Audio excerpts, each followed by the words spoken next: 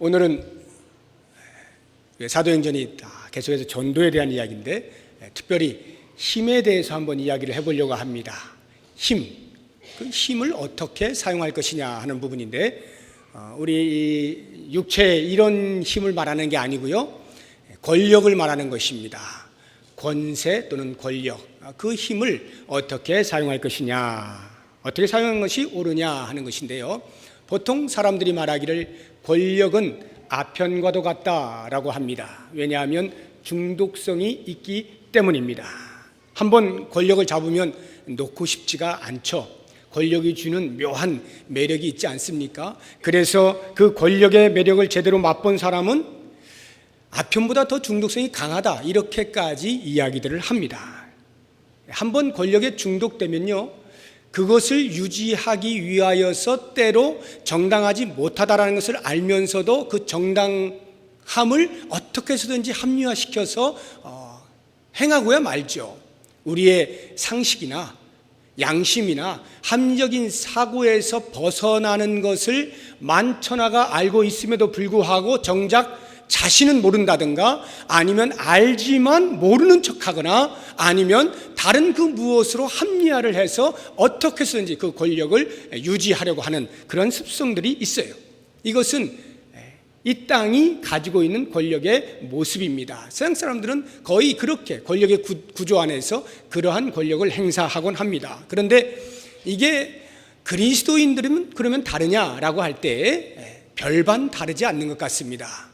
한 개인이 그리스도인으로서 어떻게 이 땅에 있는 권세들을 누릴 것이냐 또는 행사할 것이냐라고 하는 부분에서 그리 차이가 나지 않는 것 같고요, 교회 안에서 이런저런 모양의 권세가 있다 할 때 그것을 사용하는 데 있어서도 좀 더 신중해야 되겠다 하는 생각이 들어서 오늘 본문의 말씀을 볼 때 마침 여러 가지 권력의 모습들을 우리에게 잘 보여주고 있기 때문에 이 말씀을 상고하는 가운데 우리가 어떻게 권세를 사용할 것이냐 하는 부분을 좀 묵상해 보았으면 좋겠습니다.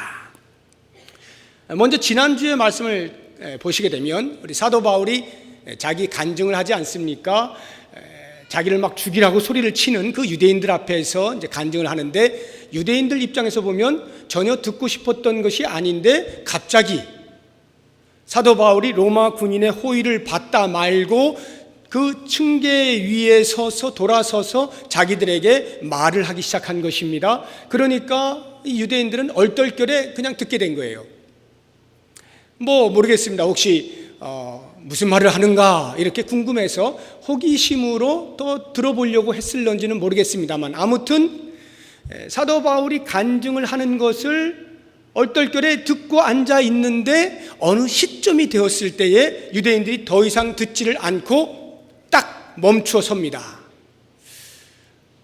그와 같은 일이 왜 발생을 했느냐라고 하는 것을 이제 오늘 우리가 본문을 통해서 보면 알 수가 있는데요, 22절을 한번 보시기 바랍니다.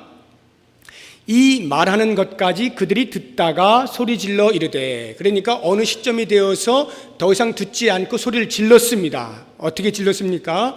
이러한 자는 세상에서 없애버리자, 살려둘 자가 아니다, 이렇게 말을 한 거예요. 그러니까 사도 바울이 말하다 말고 더 이상 말을 이어갈 수가 없게 된 것입니다. 그러면 과연 유대인들은 사도 바울이 어떤 말을 했을 때에 멈추어서 이렇게 분노하고 적개심에 불타서 외쳤을까 하는 것이 21절에 나옵니다.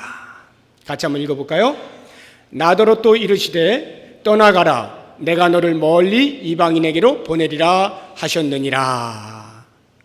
거길 보시게 되면 사도 바울이 어떻게 해서 전 세계를 돌아다니면서 유대인뿐만 아니라 이방인들에게도 복음을 전하게 되었는가, 누구로부터 사명을 받아서 그 일을 감당하게 되었는가라고 하는 것에 대한 출처를 이야기하는 것에 불과합니다.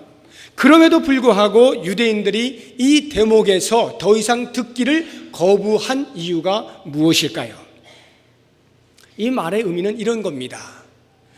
내가 언제 내가 스스로 이방인들을 향해서 막 달려가가지고 복음을 전하려고 그랬던 것 아니다.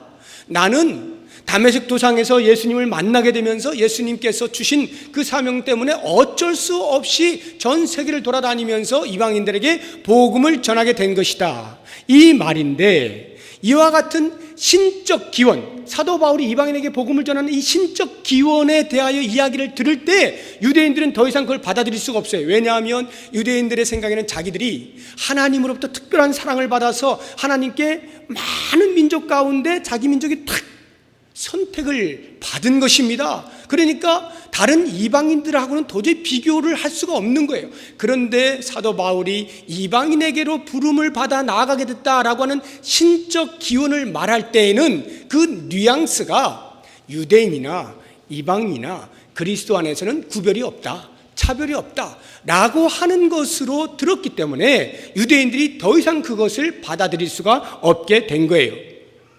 유대인들의 입장에서 보면 이방인들이 만약 개종을 해서 유대교에 들어오게 되는 경우에는 허용을 합니다.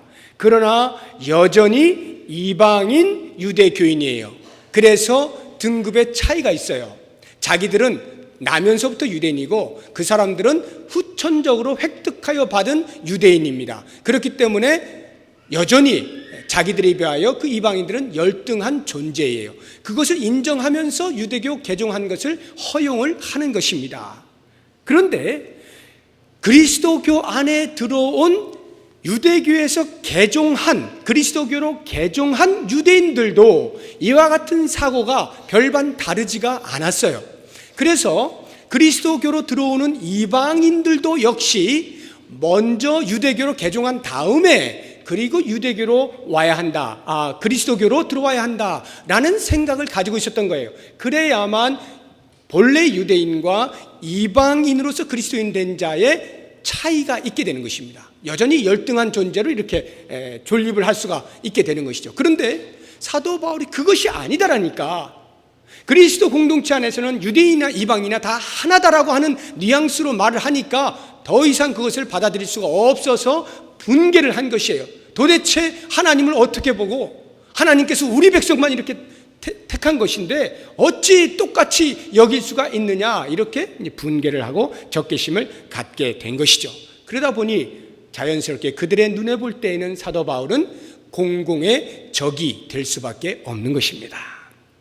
그래서 23절을 보시게 되면 그들이 어떤 행동을 하느냐 하면 떠들며 옷을 벗어던지고 티끌을 공중에 날렸다, 이렇게 나오는데요, 이것은 그들의 분노가 얼마만큼 크냐라고 하는 것을 보여주는 것이기도 하고요, 또는 사도 바울이 신성모독죄를 행하였기 때문에 신성모독죄를 행한 자에 대한 유대인들의 표현 방법이기도 합니다. 그리고 그 신성모독을 한 부정한 말이 우리들하고는, 들은 유대인들하고는 전혀 관계가 없는 것입니다 라고 하는 차원에서 웃옷을 벗어던지고 티끌을 날리고 하는 것이기도 하고요, 또 다른 하나가 있다면 이제 웃옷을 벗었으니 뭐 해야 되겠어요?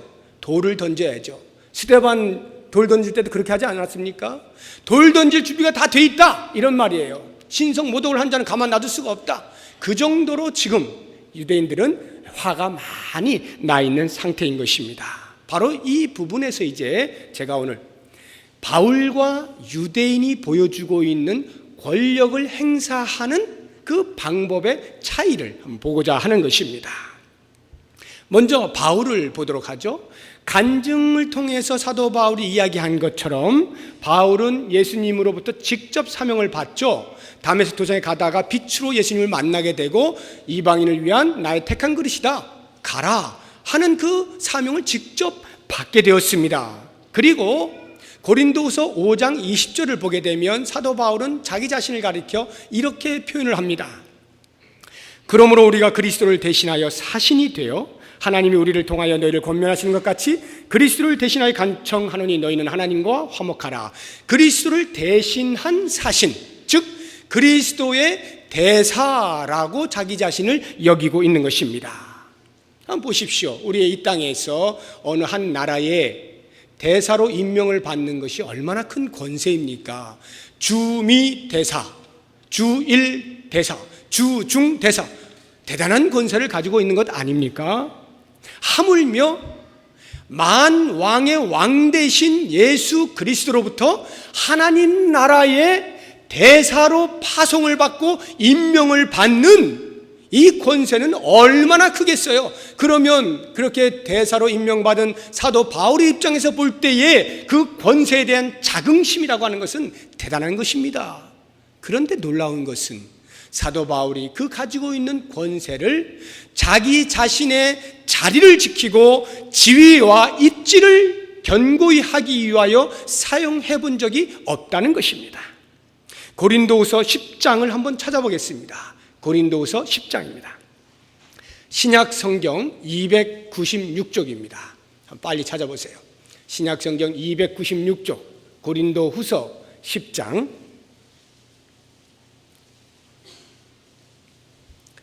8절입니다. 다 같이 읽어보겠습니다. 주께서 주신 권세는 너희를 무너뜨리려고 하신 것이 아니요 세우려고 하신 것이니 내가 이에 대하여 지나치게 자랑하여도 부끄럽지 아니하리라. 13장 가보십시오. 고린도후서 13장 10절입니다. 같은 의미의 말씀이 나오는데요, 10절 같이 읽어보겠습니다. 그러므로 내가 떠나 있을 때에 이렇게 쓰는 것은 대면할 때에 주께서 너희를 넘어뜨리려 하지 않고 세우려 하여 내게 주신 그 권한을 따라 엄하지 않게 하려 함이라. 주님께서 바울에게 주신 권세는 그렇게 휘두르는 것을 목적하여 주신 것이 아닌 겁니다. 넘어뜨려 주신 것이 아니라 고린도 교회 교인들을 세워주기 위하여 주신 권세임을 분명히 알았기 때문에 그렇게 행사한다라고 말하고 있는 것입니다. 이것은 오늘 사도행전 이 본문에 나오는 유대인들 앞에서도 동일한 태도를 가지고 있는 것을 볼 수가 있습니다. 그는 예수님으로부터 직접 임명을 받은 대사로서의 권세를 가지고 있는 사람입니다. 뿐만 아니라 그가 화목하게 하는 말씀을 가지고 있는 그 복음의 권세도 또 한 손에 들고 있는 사람입니다. 그렇다고 한다면 그러한 자기 자신에 대하여 생명을 부여하기 위하여 말하고 있는 자기 자신을 방해하고 핍박하고 못살게 구는 그 유대인들을 향해서 한 번쯤은 저주의 말을 퍼부을 수 있을 것 같지 않습니까? 그런데 그것을 하지 않는 거예요. 권세의 수여자이신 예수님께 기도하는 신탁의 행위를 통하여 방해꾼들을 다 물리쳐 주십시오.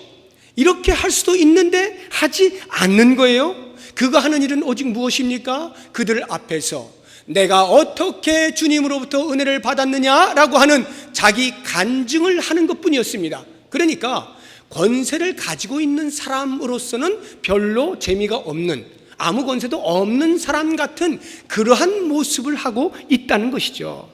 왜 그렇게 했을까요? 복음의 권세가 사람을 살리는 것으로 존재의 양식을 삼고 있기 때문에 그래요. 그가 전하는 그 복음의 권세의 특징이 사람을 살리는 것을 존재 양식으로 삼아요. 뿐만 아니라 예수님께서 자기 자신을 대사로 보내실 때에 그 권세의 수여자가 역시 마찬가지로 그 권세를 사람을 고치고 사람을 살리는 일에 사용하라고 주신 것을 알았기 때문입니다. 그래서 바울은 철저하게 예수님께 조금의 누가 되지 아니하도록 자신의 가지고 있는 권세를 절제하였습니다.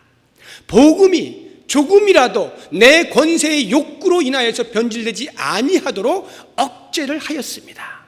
이것이 바로 권력을 가지고 있는 그리스도인의 태도이어야 하는 것입니다. 만약 우리에게 권력이 있다면 바로 이렇게 사람을 살리는 일에 사용이 되어야 하는 것입니다. 그렇다면 반면에 유대인들은 어땠습니까? 유대인들도 권력이 있었어요. 어떤 권력이죠? 그들은 하나님으로부터 직접 뽑힘받은 선민이다라고 하는 그런 권세가 있었고요. 뿐만 아니라 그들의 손에는 율법이라고 하는 어마어마한 하나님으로부터 받은 선물의 그 권세가 있었던 사람들입니다.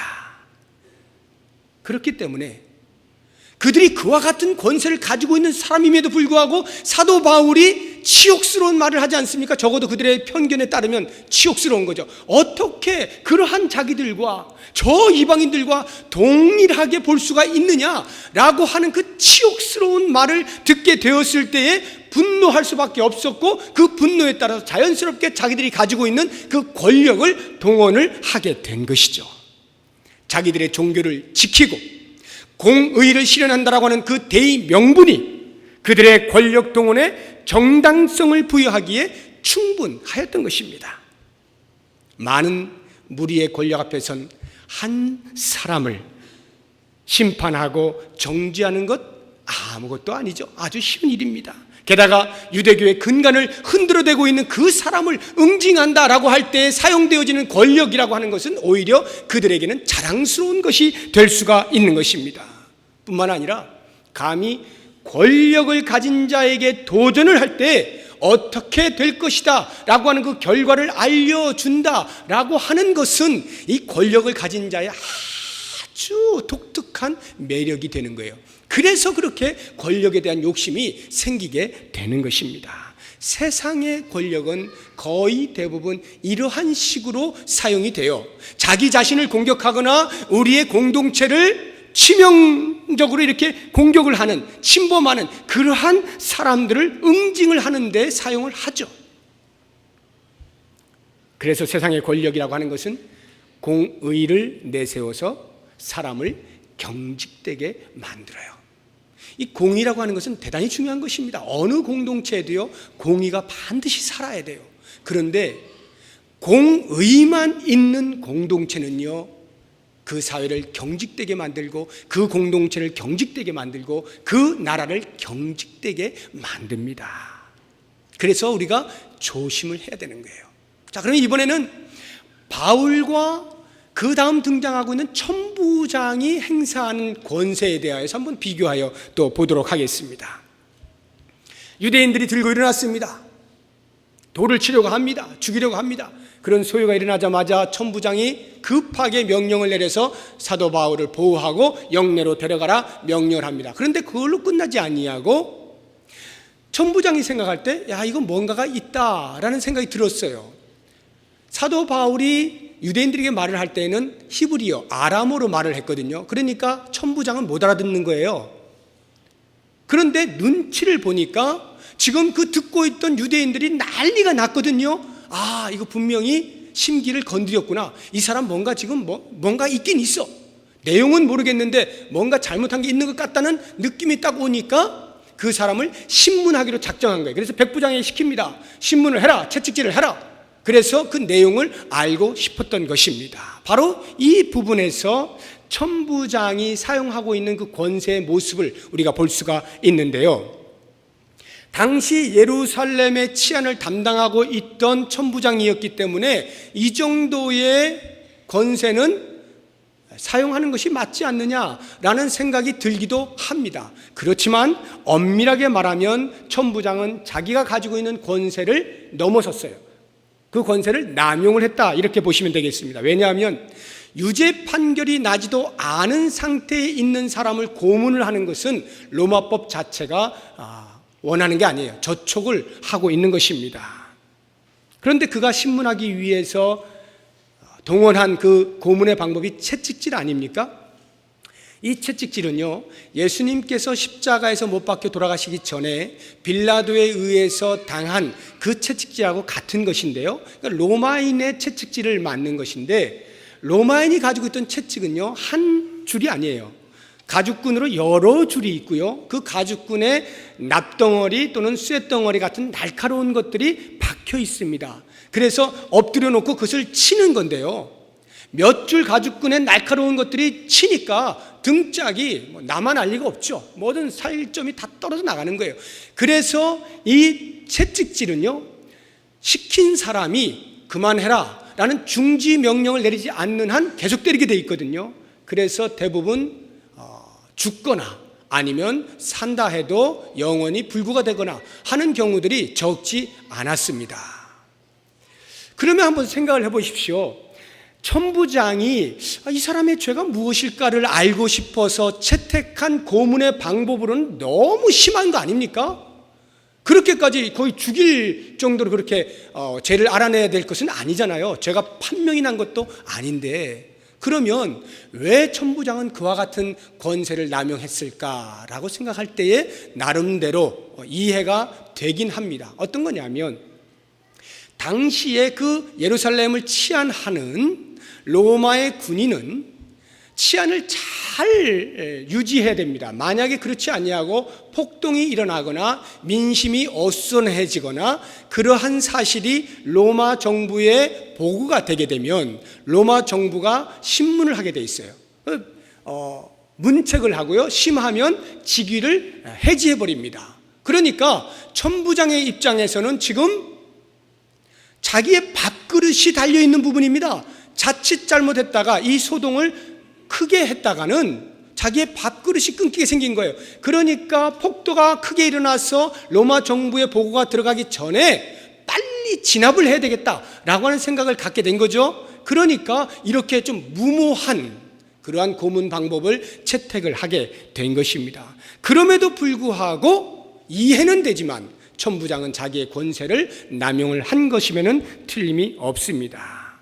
이에 비하여 바울은 어떠합니까? 이 천부장과의 관계에서 바울이 자기의 권세를 또 활용하는 것이 있는데요, 그게 뭐냐면 로마의 시민권입니다. 사도 바울은 로마의 시민권자입니다. 천부장은요, 돈을 주고 산 시민권자인데 바울은 나면서부터 난 시민권자예요. 한번 본문을 보십시오. 사도행전 22장 28절입니다. 같이 한번 읽어보겠습니다. 천부장이 대답하되 나는 돈을 많이 들여 이 시민권을 얻었노라. 바울이 이르되 나는 나면서부터라 하니. 로마의 시민권이 어떻게 획득되냐면요, 여러 가지 방법이 있는데 가장 자연스러운 방법은 로마인으로 태어나면 됩니다. 로마 가정에 태어나면 그냥 자연스럽게 로마 시민권자가 돼요. 그 다음에 로마인이 아닌데 어떻게 그럼 로마 시민권을 획득하느냐, 여러 가지 방법 가운데 가장 유력한 것은 로마를 위하여 전쟁에 나가서 혁혁한 공헌을 세우는 것입니다. 전쟁 영웅이 되면 로마 시민권을 줘요. 또는 로마 정부를 위하여, 로마 제국을 위하여서 꼭 군인이 아니어도 다양한 방면에서 아주 탁월한 공헌을 세웠다라고 하면 로마 정부가 또 시민권을 주기도 합니다. 아마도 많은 신학자들이 추측하기로 바울은 그 선조 중에 누군가가 바로 그와 같은 것으로 해서 로마 시민권을 따서, 그렇게 되면 그 사람의 후손들은 자연스럽게 로마 시민권자가 되거든요. 그래서 이 바울은 나면서부터 로마 시민권자가 되었을 것이다 라고 하는데 동의를 하고 있는 것입니다.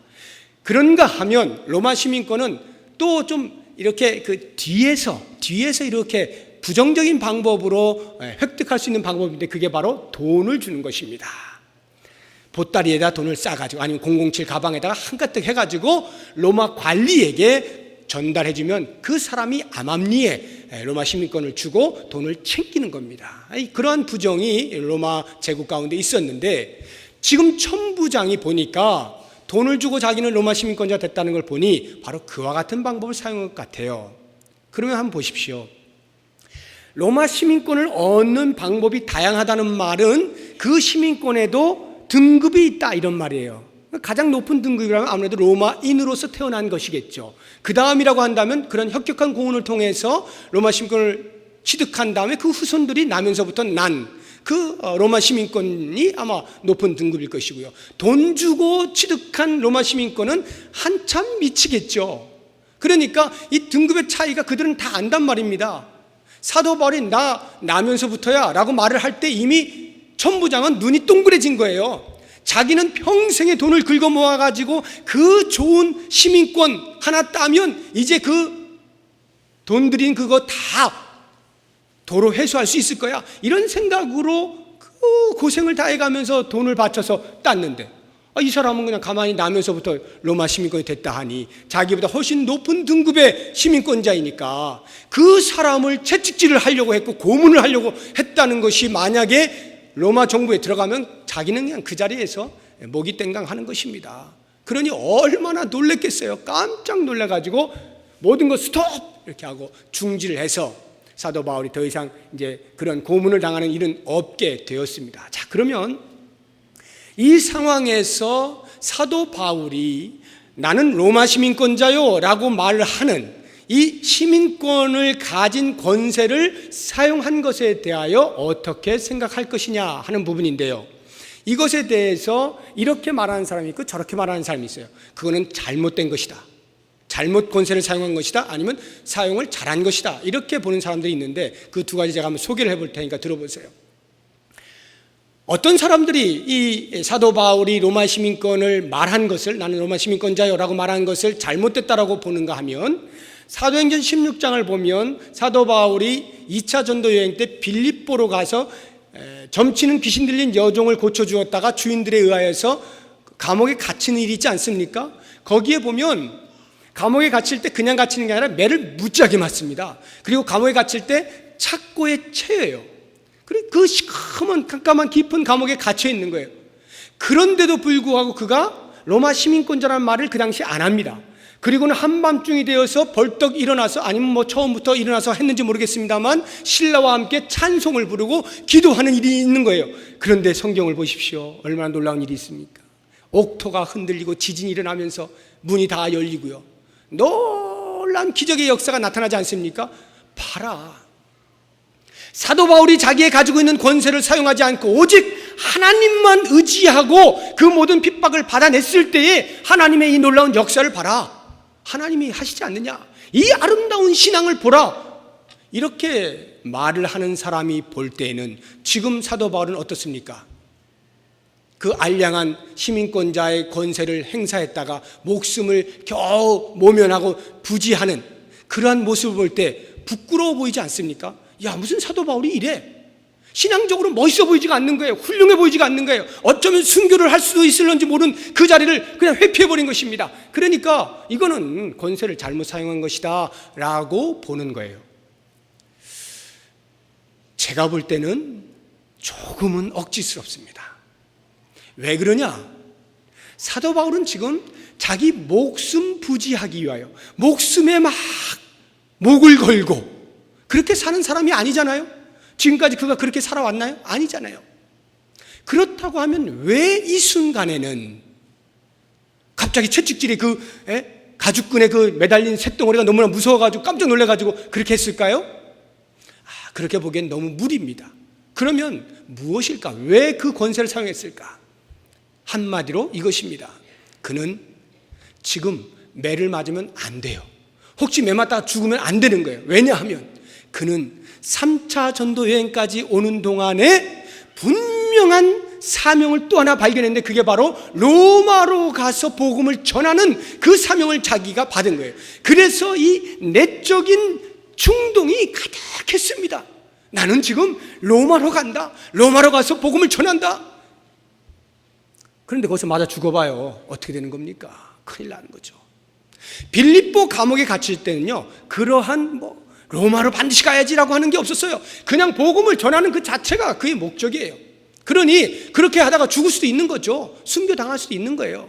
그런데요, 지금 이 장면은요, 너무나 뚜렷하게 그의 마음 가운데 로마로 가고자 하는 열정이 있고 그것이 하나님께 주신 사명이다라는 확신이 있다 보니까 지금 맞아 죽어서는 안 되겠는 거예요.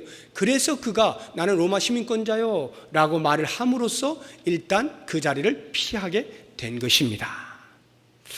자, 그렇다고 한다면 우리가 이 부분을 보게 되어질 때에 사람이 자기의 어떤 신앙의 만족이라든가 영웅적인 심리에 의해서 그러한 죽음의 자리를 불사하고 신앙의 멋짐을 위하여서 그 자리를 지키는 것이 옳은 것이냐, 아니면 사명을 좇아서 사명의 그 목표를 향하여서 목적을 따라서 행동하는 것이 맞는 것이냐라고 할 때는 두말할 필요가 없는 것이죠. 우리가 하나님 앞에서 내 신앙의 만족과 신앙의 영웅적인 그런 모습을 보인다 해서 하나님이 칭찬할 것입니까? 아니죠.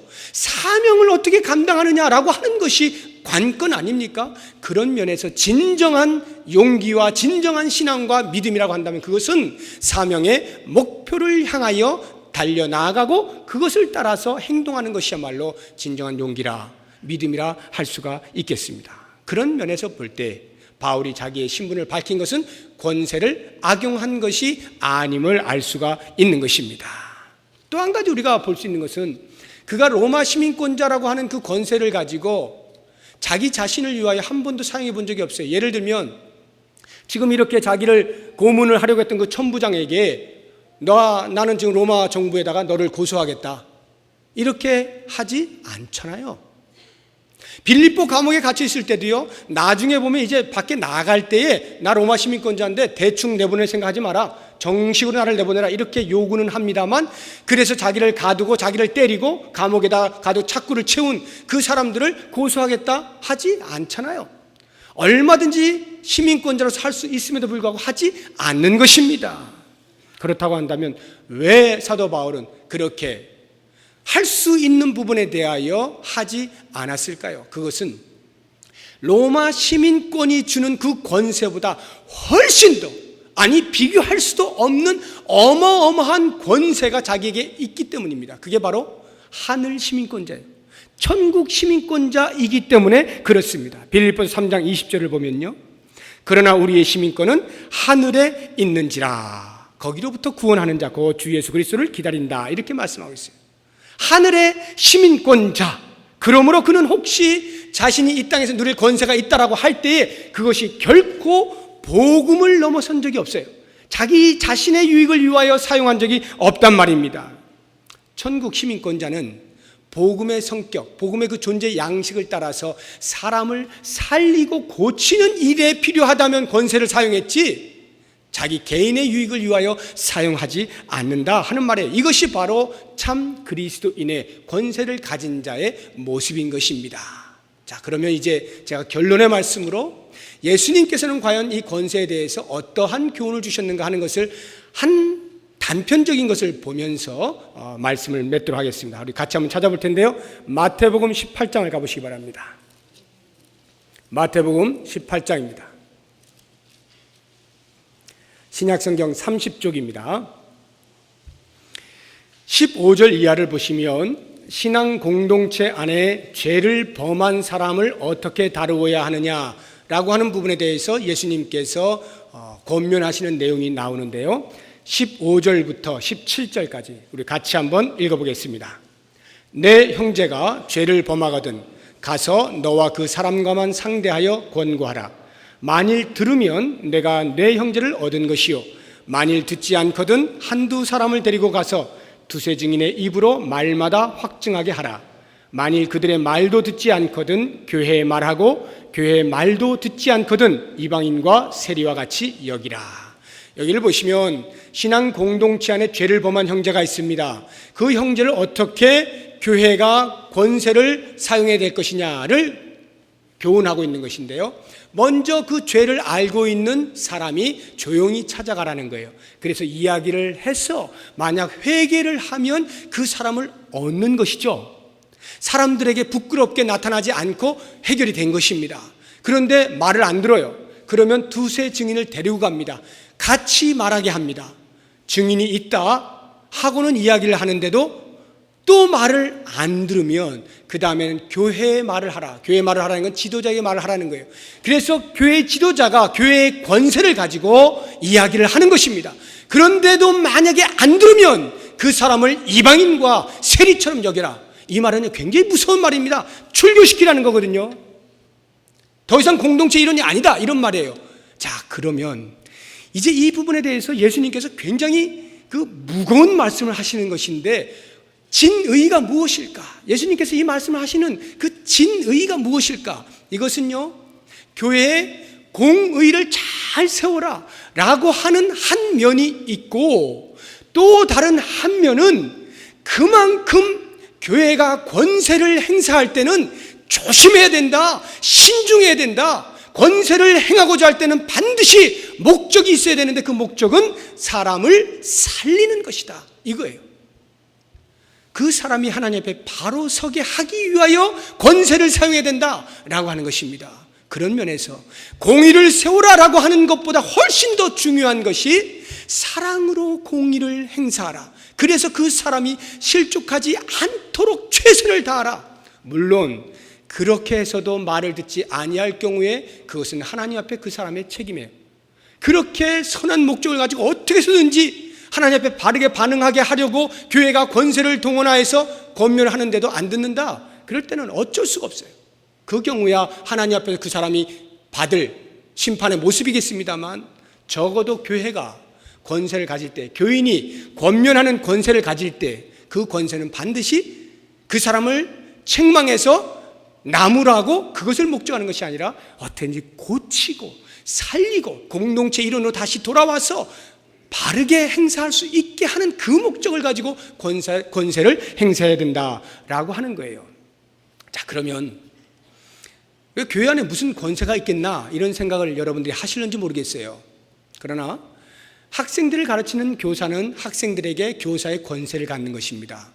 구역원들을 돌보는 구역장은 구역원들을 대하여서 권세를 갖는 것입니다.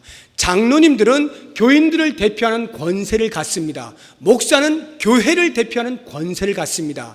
여러 가지 직분들은 그 직분에 맞는 권세가 크고 작게 다 있습니다. 교회는 그 권세를 당연히 섬기는 것으로, 희생하는 것으로 권세를 사용하게 되어 있습니다. 그래서 아무런 문제가 없어요. 그러나 아주 가끔씩은 그것을 착각하시는 분들이 권세를 엉뚱하게 활용을 하는 경우가 있어요. 마치 그 권세가 나에게 주어진 마음껏 휘둘러도 되는 것으로 착각을 하는 그런 상태에서 교회는 어려워지기 시작하는 것입니다. 그러므로 모든 교회에 있는 권세는 오직 하나의 목적을 향하여만 가야 됩니다. 사람을 고치고 사람을 살리고 사람을 하나님 앞에서 바르게 세워주는 이것을 향하여서 권세를 행사할 때 그 공동체가 건강해지는 거예요. 그 한 사람이 비록 책망을 받는 어려움이 있더라도 돌아서게 되는 거고요. 끝끝내는 하나님 앞에서 바르게 살아가게 되는 한 생명을 살려내는 거예요. 그런데 만약 떨어지면 어떻게 됩니까? 거기까지는 우리가 더 이상 책임을 질 수가 없어요. 그건 놔두는 것입니다. 자, 사랑하는 여러분, 제가 교회 공동체 안에서의 권세만을 이야기했습니다만 이것이 이 땅에서 우리가 여러 가지 사회에서의 모습 가운데는 없습니까? 사장이면 그 직원들에 대하여 권세를 가지고 있는 것이죠. 어떤 모습으로든지 권세들이 다 이 모양 저 모양으로 있게 마련이에요. 그런데 그 권세를 사용하실 때 특히 우리나라 사람들은 완장 차면 어깨에 힘이 들어가잖아요. 이런 거 하지 마시고 어떤 모습이든지 권세가 있으시다라고 한다면 그 권세를 오직 사람을 살리는 것을 위하여 사용하시도록 애를 쓰십시오. 그러면 그 가정이, 그 교회가, 그 사회가 건강해져요. 우리 교회가, 우리가 속해 있는 우리 가정이, 우리 사회가 그러한 우리들의 바람직한 권세의 사용을 통해서 아주 건강한 공동체를 만들어갈 수 있기를 주님의 이름으로 축복합니다. 기도하겠습니다. 하나님 아버지, 우리에게 이 모양 저 모양의 권세를 허락해 주신 것 감사합니다. 오늘 사도 바울의 모습을 보면서 참으로 사람을 살리는 것을 위하여 썼던 그것이 우리에게 큰 모범이 되고 우리에게도 어떤 모습이든지 사람을 살리는 것으로 잘 사용하여서 하나님의 교회와 하나님의 가정과 하나님의 이 사회를 건강하게 만들어갈 수 있도록 도와주시옵소서. 예수 그리스도의 이름으로 기도드립니다. 아멘.